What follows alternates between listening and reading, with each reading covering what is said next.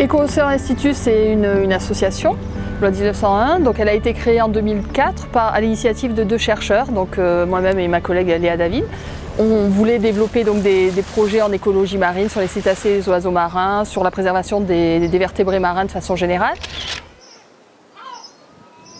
Il faut savoir qu'en Méditerranée, on compte actuellement 6 à 8 espèces communes qui vont du petit dauphin bleu et blanc de 2 mètres au grand rorqual, qui est quand même le 2e plus grand animal que la Terre ait jamais porté.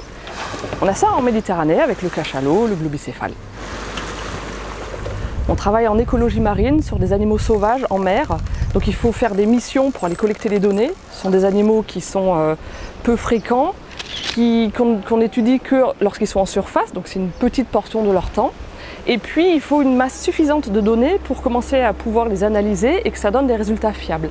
Donc c'était important pour nous de pouvoir travailler sur le long terme et que cet engagement sur le long terme d'études du milieu marin, il n'est possible que parce qu'on a eu des contrats avec le ministère de l'Environnement ou encore l'Agence des aires marines protégées, et aussi avec des financements privés du WWF France, Fondation Nicolas Hulot, l'Ifremer et ainsi de suite.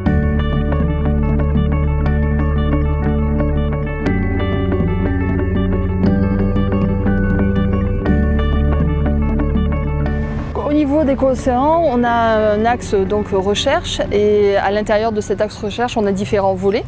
Le premier, c'est un programme qu'on a commencé en 2005 qui s'appelle Impact 7. Donc c'est l'impact des activités humaines sur les cétacés de façon générale. Et on a développé donc depuis 2005 entre autres une grosse partie qui est l'impact du trafic maritime commercial sur les grands cétacés. Et à l'heure actuelle, on développe donc tout ce qui est l'impact de la plaisance sur les petits cétacés. Dans cet axe-là aussi, donc on a tout l'impact aussi de tout ce qui est activité de pêche par rapport à tous ces vertébrés marins.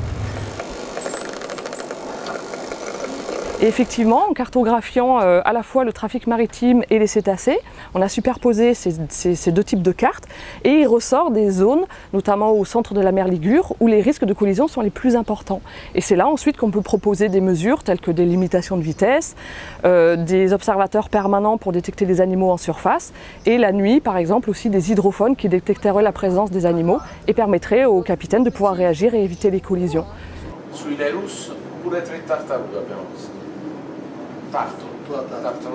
Tortue. Ensuite, on a un deuxième axe qui s'appelle Top Habitat, donc qui est en fait tout ce qui est l'écologie, on va dire un petit peu plus au sens large donc de ces animaux dans leur environnement, les comportements, etc. Donc à essayer de comprendre dans son ensemble où sont les animaux, pourquoi ils sont là, qu'est-ce qui les conditionne, donc les conditions environnementales, etc.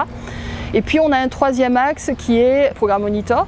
Faire de la conservation, c'est aussi pouvoir gérer toutes ces ressources, cette biodiversité. On a essayé de comparer différentes méthodologies, etc. pour donner des outils aux gestionnaires pour faire un meilleur suivi des populations.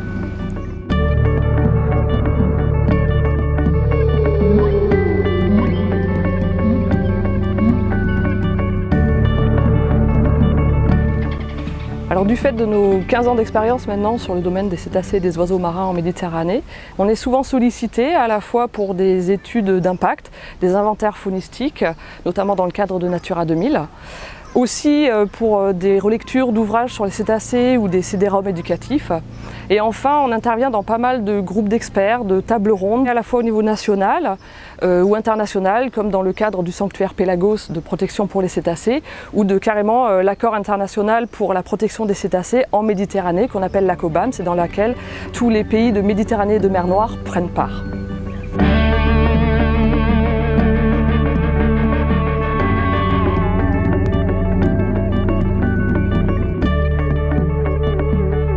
Au niveau universitaire, donc on va être dans un encadrement de stagiaires, de master ou quoi que ce soit, et puis on nous a demandé aussi ponctuellement de réaliser des enseignements sur des masters 2 professionnels au niveau marin.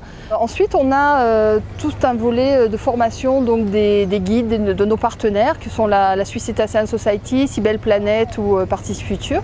Donc on va aller là former peut-être plus au niveau des protocoles de recherche pour que ces gens-là puissent ensuite encadrer des éco-volontaires en mer pour collecter de bonnes données pour la recherche. Ouais, elle est belle celle-là. Donc au niveau sensibilisation, donc on le fait sous différents aspects. Donc il va y avoir bien sûr des conférences grand public. Mais on a aussi l'aspect un petit peu plus spécialisé au niveau scolaire. Donc on a un programme qui s'appelle De la terre à la mer. Et on a aussi notre programme phare un petit peu, donc Nouvel Horizon, qui est un programme éducatif qui s'adresse à des enfants qui ont le cancer. Hein. Donc on les emmène chaque année en mer pour découvrir donc, tout ce qui est le milieu marin. On va les sensibiliser aussi à tout ce qui est la pollution, les éco-gestes qu'il faut avoir pour préserver cet environnement, puisque après à leur tour ils deviennent un petit peu les ambassadeurs de cet environnement. Il y a collecter des données pour la recherche et aussi comment approcher un animal. Et puis quand on rencontre par exemple un animal sur la plage mort, hein, de signaler cet animal à tout un réseau, que ce soit la mairie, les pompiers, etc. Donc il y a tout un réseau national d'échouage, qui va alors là prendre le relais, faire les autopsies pour une meilleure connaissance de ces animaux. Si on préserve ce milieu marin, c'est à la fois pour ces animaux, pour notre plaisir, parce que avoir tous ces animaux-là, c'est vraiment fantastique, mais c'est aussi pour l'homme, parce que si on a réussi à préserver ce milieu marin, ça veut dire qu'on a réussi à préserver toutes ces ressources marines. La devise d'Éco-Océan, c'est que le savoir et le savoir-faire vont servir à faire savoir. À faire savoir quoi? À faire savoir que les animaux en mer, leur habitat, c'est relié aussi à la terre. Donc si on apprend à respecter l'un, et forcément on va aller jusqu'au respect de l'autre.